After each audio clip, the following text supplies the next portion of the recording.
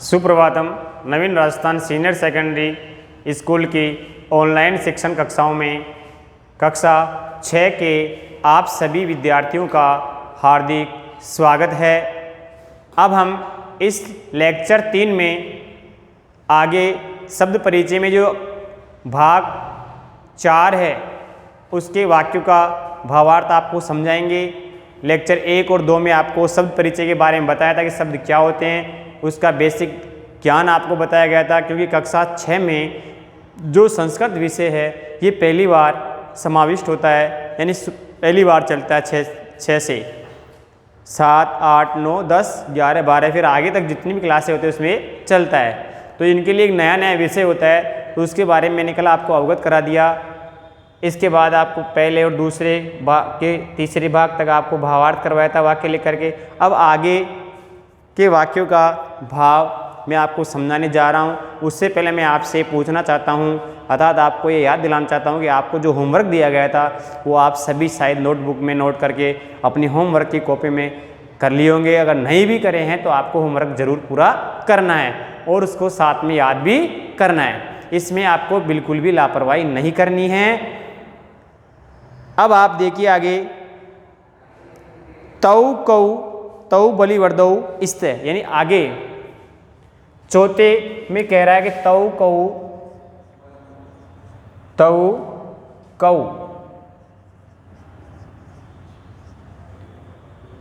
तौ बलि वर्दौ इस्त है।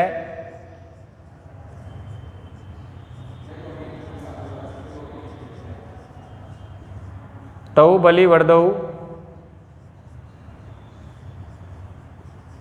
इस्त है। किम तौ धावते, किम तौ धावते, न तौ धावते,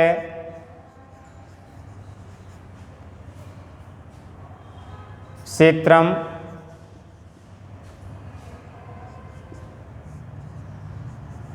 कर्षति।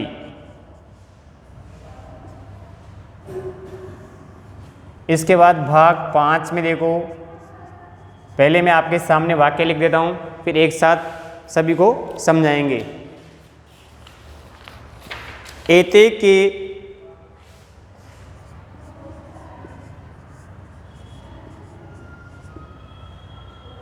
एते स्यूता सन्ति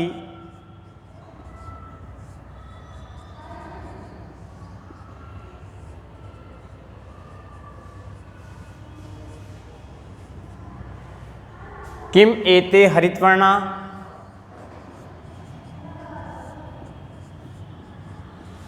एते हरितवर्णा, नहीं एते नीलवर्णा सन्ति,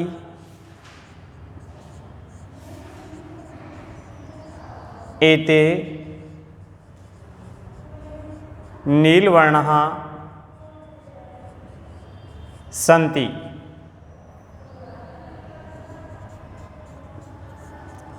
भाग 6 में देखो, ते के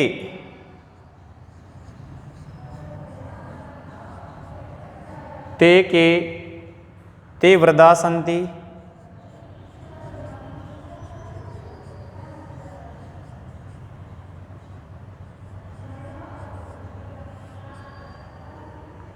किम ते गायन्ति,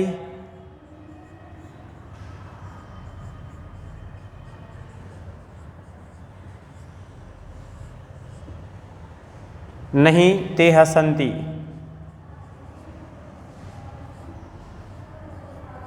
ते हसन्ति। अब यहाँ देखिए, इन वाक्यों में कल आपको मैंने तत्शब्द करवाए थे और तत्शब्द में तीनों लिंगों में आपको रूप लिखवाए गए थे, पुल्लिंग, स्त्रीलिंग और नपुंसकलिंग। स तौ ते पुल्लिंग में आपको फिर से मैं याद दिला देता हूँ एक बार, फिर आपको याद करना चाहिए। पुल्लिंग में देखो सह, तौ, ते, इसी में स्त्रीलिंग में बनता है सा, ते, तहा, नपुंसकलिंग में देखो तत्, ते, तानि, ये तीनों लिंगों में है तत्शब्द के रूप। तत् यानी होता वह, स यानी वह, तौ यानी वेदो, ते यानी वे सब। ऐसे स्त्रीलिंग के लिए हम प्रयोग करेंगे तत्शब्द में एक वचन में सा यानी वह, ते यानी वे दोनों, और तहा यानी वे सब।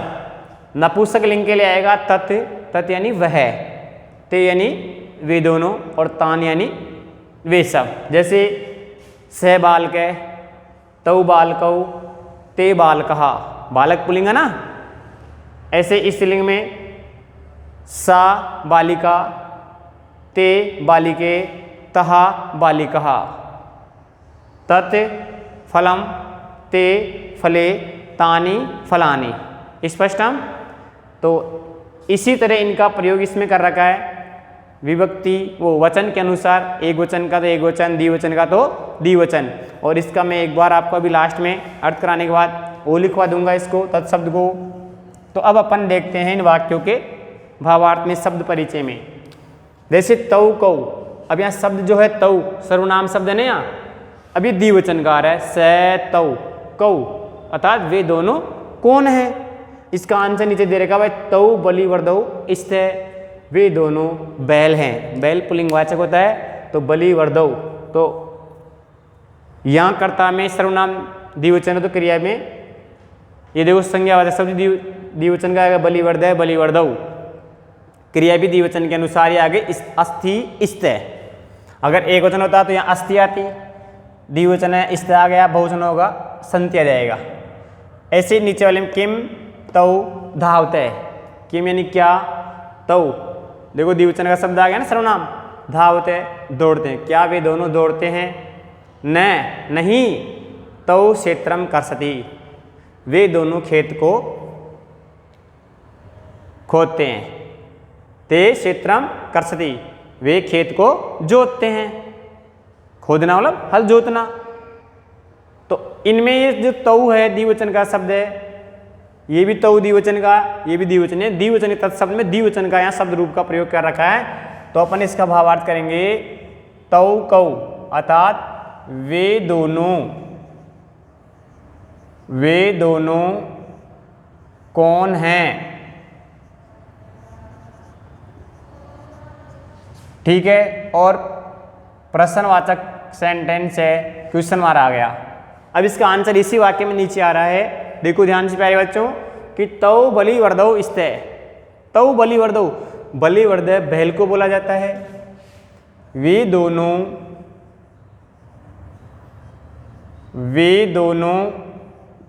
बैल हैं, वे दोनों बैल हैं। किम तौ धावते, क्या वे दोनों दौड़ते हैं। प्रश्न हो गया ना, वही द्विवचन है, क्या वे दोनों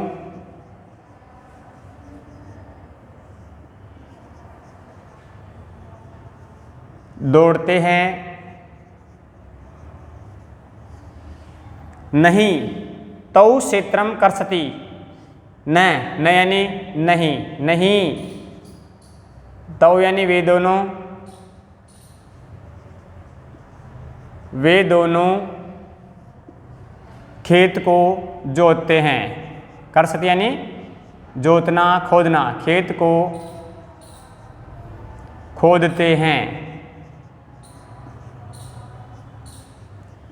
जोतते भी लिख सकते हैं यहाँ पे।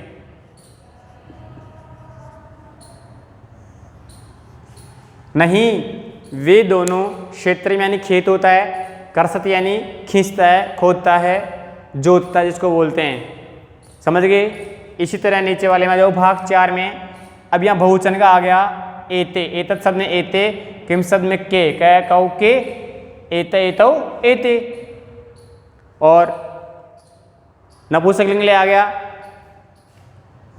एते के, ये सब, एते यानी होता है ये सब, ये सब के क्या हैं, ये सब क्या हैं। अब इसका आंसर इसी नीचे वाले वाक्य में देखो, एते स्यूतः सन्ति। स्यूतः का मतलब होता है थैले, बैग जिसको बोलते हैं अपन। एते स्यूतः सन्ति, ये सब थैले हैं, ये सब थैले हैं। किम एते हरितवर्णा, देखो आगे प्रश्न वाक्य में क्या हो रहा है, किम यानी क्या, एते यानी ये सभी, हरितवर्णा हरे रंग के हैं, क्या ये सभी हरे रंग के हैं, क्या ये सब हरे रंग के हैं।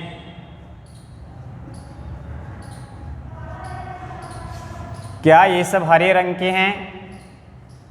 अब नीचे कह रहा है वाक्य में नहीं एते नीलवर्णः सन्ति, ये रंग विशेष का नील यानी नीला वर्ण यानी रंग। नहीं एते यानी ये सब नीले रंग के हैं।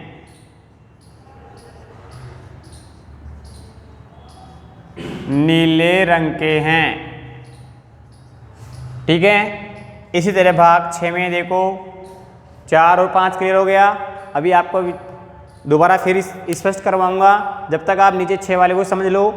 ते के, अब ये देखो ते के स तौ ते तत् शब्द में आ गया, ये यत वाला था।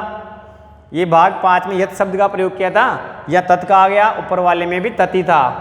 तो तत् और यत, इस शब्द परिचय फर्स्ट में तत् और यत शब्द का प्रयोग किया गया है तीनों लिंगों में। अब ये देखो स तौ ते पुल्लिंगवाचक ते शब्द है, ते के कि वे सब कौन हैं, अर्थात क्या हैं, वे सब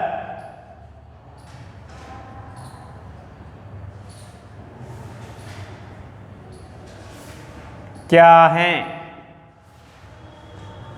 फिर कह रहा है ते वृद्धा सन्ति, चित्र में वहां वृद्ध है, उनको बता रहा है कि ते वृद्धा सन्ति, वे सभी वृद्ध हैं। इसका उत्तर हो गया ना कि वे क्या हैं, वे सब क्या हैं। तो ते वृद्ध है, पुल्लिंग है, पुल्लिंग के लिए बहुवचन में वृद्ध है, वृद्धौ वृद्धः। तो स तौ ते, वे सब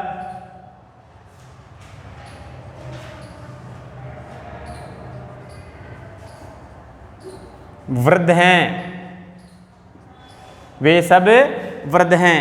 किम ते गायन्ति, अब देखो आगे फिर प्रश्न कर रहा है इस वाक्य में कि क्या वे सभी गाते हैं, क्या वे सब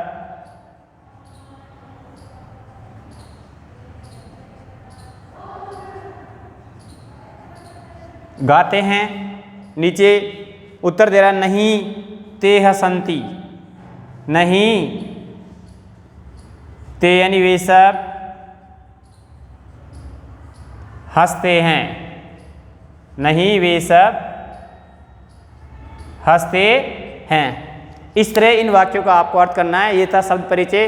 तो किम और यत और तत् शब्द के तीनों लिंगों में इसमें प्रयोग करके वाक्य बना करके इनका भावार्थ करवाया गया है। अब इनको विस्तार से समझ लो एक बार ढंग से। पहला वाक्य देखो तौ, तत् शब्द में द्विवचन का प्रयोग करा रखा है। इसमें तौ कौ, तौ यानी वे दोनों होते हैं, कौ यानी कौन है, अर्थात वे दोनों कौन हैं, ठीक है। इसका उत्तर इसमें नीचे दे रखा है तौ बलिवर्धौ स्तः, बलिवर्ध बैल को बोलते हैं, तौ यानी वे दोनों बैल हैं। जो आपके सामने वाक्य के आगे देखो मैंने हिंदी कर दिया रेड लाइन, रेड अक्षरों में, ये इसका भावार्थ है, ये वाक्य हैं। तो ये आपको याद करना है, इन कॉपी में भी यही करना है।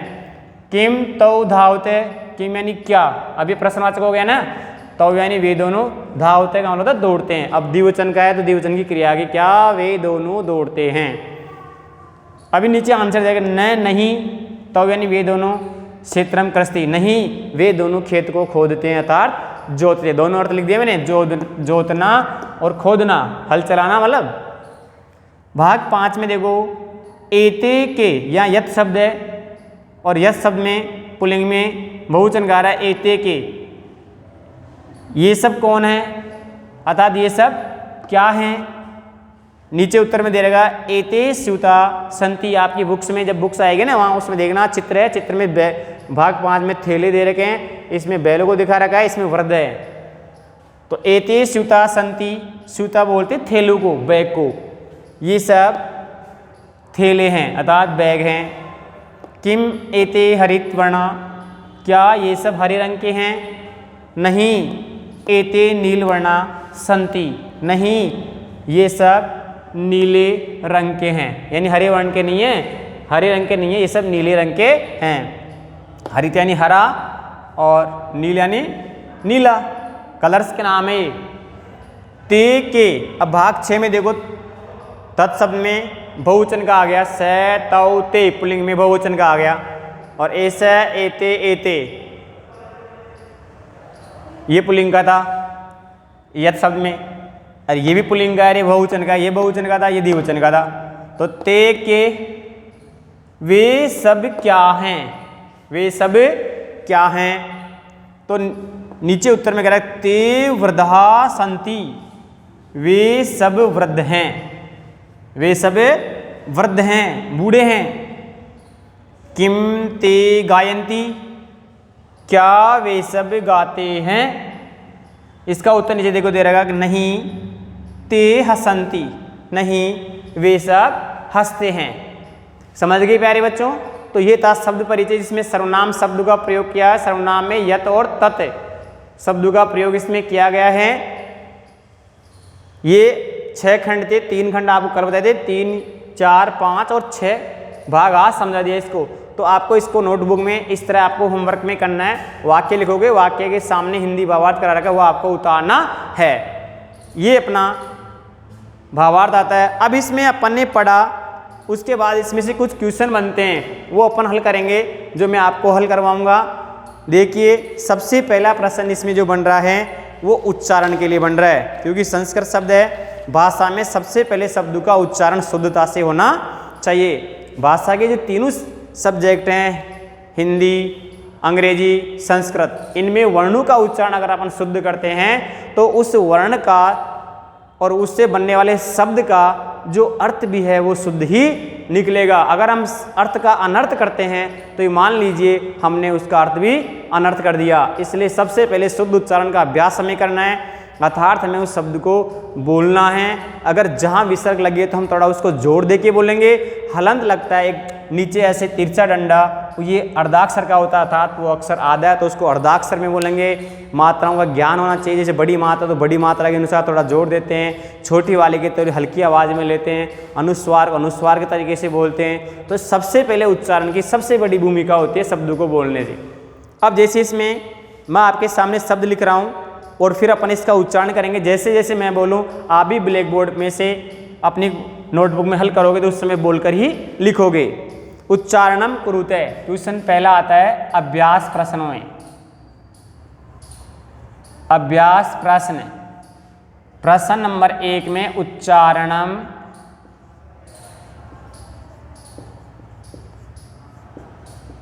कुरत यानी उच्चारण करो। छात्र है, छात्र है, गज है, घट है।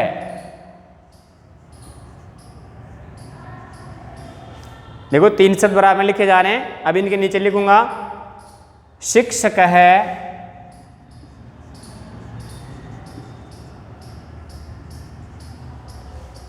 मकर है,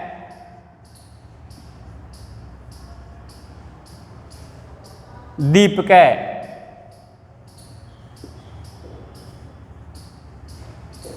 मयूर है, विडाल है,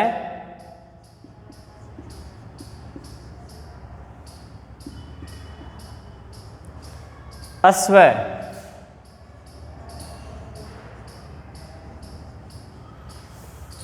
सुक है, मूषक है,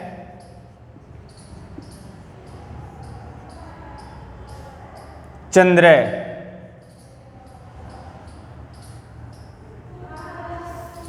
बालक है,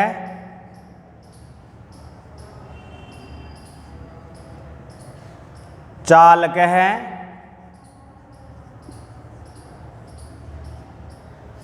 और गायक है।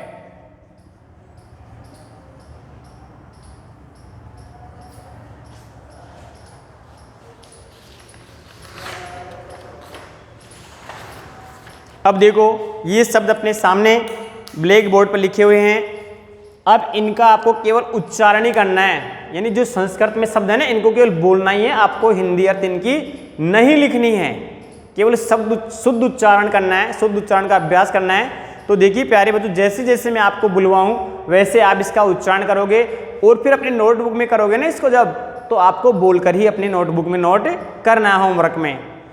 जैसे पहला देखो, छात्र, 6 में आ की मात्रा, तो छात्र और ये विसर्ग होती है। अब ये ध्यान रखना कि जो दो बिंदु से लगती है ना शब्द के अंत में, इसको विसर्ग कहते हैं। क्या कहते हैं इसको? विसर्ग। इसको विसर्ग बोला जाता है, यानी दो बिंदु लगते ही हम उस शब्द को थोड़ा बोलते समय अंत में जोड़ देंगे। जैसे राम, एक तो हम साधारण भाषा में हिंदी में राम बोलते हैं, तो वो है राम, बोलते हैं कि राम। अगर इसी शब्द के अंत में अगर हम ये विसर्ग लगा दें तो फिर इसका उच्चारण हम थोड़ा विशेष तरीके से करेंगे, राम हैं। क्या बोलेंगे? राम हैं। ऐसे छात्र हिंदी का शब्द है, लेकिन सब इनके देखो विसर्ग लग रही है सबके। देखो जितने भी शब्द आपके सामने लिखे ये मैंने, इनके सबके अंदर में विसर्ग लगी हुई है, और सारे पुल्लिंगवाचक शब्द हैं। और पुल्लिंग के लगती है, स्त्रीलिंगवाचक शब्द में प्रथम एक वचन द्विवचन में विसर्ग लगे, केवल बहुवचन में विसर्ग लगती है। समझ गए? तो अब उच्चारण करिए। जैसे छात्र है, बोलो छात्र है। ऐसे आगे वाले का बोलेंगे गज है। फिर तीसरे को बोलो गठ है। फिर दूसरी लाइन में आ जाओ, शिक्षक है। से छोटे की मात्रा अक्षय के, शिक्षक है। मकर है, दीपक है। क्लियर? समझ में आया? अब नीचे वाली में आ जाओ, तीसरी में मयूर है। मैं ये ऊ की मात्रा है, तो मयूर है। बे छोटे की मात्रा बिड़ाल है। क्या बोलेंगे? बिड़ाल है। अब ये आधा से देखो आ गया ना अर्धाक्षर, तो स्व है। क्या करेगा उच्चारण? स्व है, यानी बोलने में से को आधा ही बोलेंगे, और आवाज ऐसे आनी चाहिए आधा ही बोला। अस्व है, पूरा लगाएंगे तो अस्व है, असव है, तो ये पूरा हो गया। और अर्धाक्षर में अस्व है। क्या बोलोगे? अस्व है। समझ गए? अब चौथी लाइन में आ जाओ, सुक है। सुक है। मूसक है। मूसक है। चंद्र है। चंद्र है। अब देखो आधा अर्धाक्षर न, तो चंद्र है। अगर पूरा होता तो चंद्र तब बोलते, लेकिन अर्धाक्षर है तो अर्धाक्षर को उसी आवाज में, यानी उसकी आवाज आधी निकलनी चाहिए। चंद्र है। बालक है। चालक है। गायक है। समझ गए? इस तरह आपको उच्चारण करके अपनी नोटबुक में जब नोट करोगे तो उसी प्रकार जैसे मैंने बुलवाया ना वैसे ही बोल करके नोट करना है, तो हमारे से कोई अशुद्धि नहीं होगी। और ध्यान रखना है विसर्ग है तो विसर्ग को जैसे जोड़ देके बोला जाता है। तो एक बार देख लो, फिर से बोलेंगे। कैसे बोलोगे?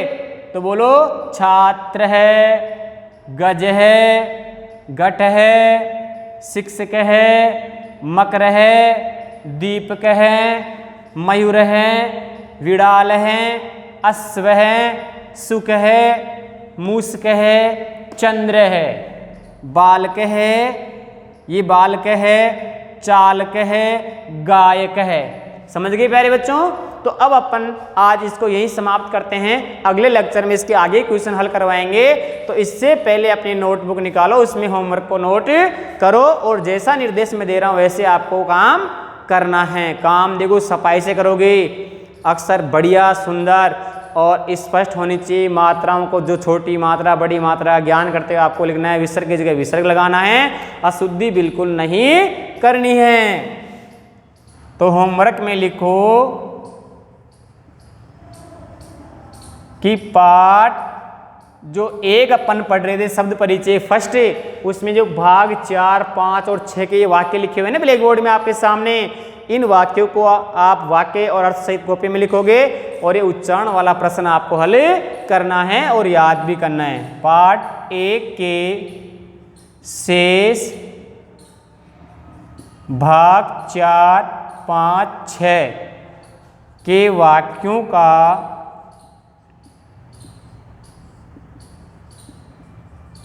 हिंदी अर्थ व प्रश्न 1 कॉपी में हल करो।